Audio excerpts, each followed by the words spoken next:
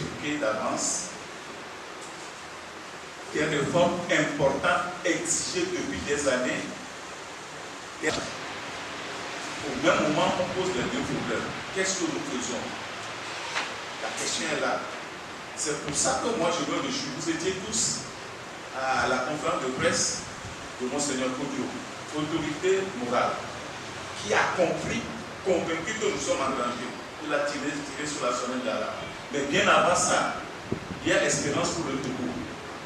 Mon révérend Père Afognon, un des responsables, qui a dit la situation politique du Togo est telle que ça ne peut plus être l'affaire des seuls politiques. Il faut que chaque citoyen s'y implique pour le mouvement citoyen. Et moi, je me réjouis avec insistance. La coordinatrice trouve qu'il faut lancer un appel à toutes les structures qui régulent une société. Nous en avons. Il y a l'élite intellectuelle, politique de l'opposition surtout qui est interpellée. La jeunesse, les universités, les corps constitués, les magistrats, les avocats. C'est comme ça dans le monde entier que ça se fait pour que l'ordre règne dans un pays. C'est ça qui fait que le président repart. C'est ça qui met les populations en éveil pour que tout le monde le respecte. C'est pour ça que je continue de dire qu'il n'y a pas un autre acte à poser au jour d'aujourd'hui autre que faire cet appel solennel que Madame est en train de lancer au nom de la coalition. Il faut que vous relayez cet appel. Que nous tous, nous comprenions que ça fait 50 ans qu'on nous met en danger. Et qu'on veut continuer. En dehors de tout ça, encore il y a une garantie de pouvoir faire sauter ce verrou de 2 ans qu'ils ont dit renouvelable une fois là. Ils ont encore la possibilité de le faire sauter parce qu'on les connaît, on les a vus dans le passé agir. Est-ce que nous ne voyons pas le danger qui est là imminent devant nous tous? On ne parle pas à n'importe qui, mais à la presse. C'est à la presse que nous nous sommes adressés. Hier, Madame a convoqué ses collègues, ils se sont vus. Mais aujourd'hui, ça devient un appel solennel à toute la nation. Je crois que vous devez l'aider à amplifier cet appel pour que ça entre dans toutes les oreilles et que notre jeunesse soit de nous. Merci. Je ne suis pas informaticien, mais je sais, parce qu'on l'a fait dans le passé.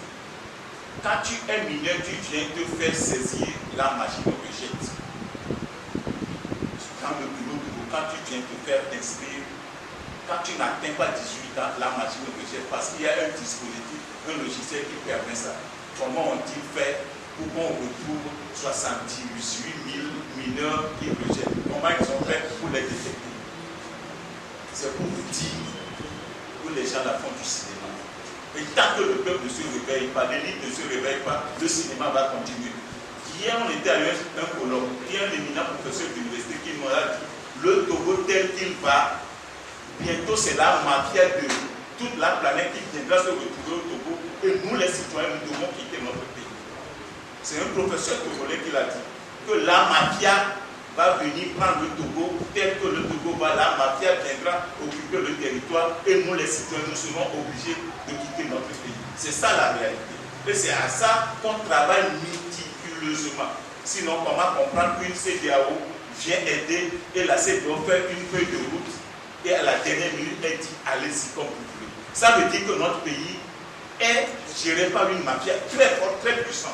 Il faut qu'on se réveille. Réveillons-nous. Réveillons-nous. Moi, je me souviens, tu peux venir de n'importe quel village. Toi aussi, tu peux prétendre à quelque chose. Et rêver quelque chose. Aujourd'hui, ce n'est plus possible. Ce n'est plus possible. On perd du temps à dire, on va à l'école, on apprend tel métier, on fait ceci. On perd du temps si on ne se réveille pas pour créer les bases d'une société où tout le monde a sa valeur, on perd notre temps. C'est à ça que nous sommes tous interpellés.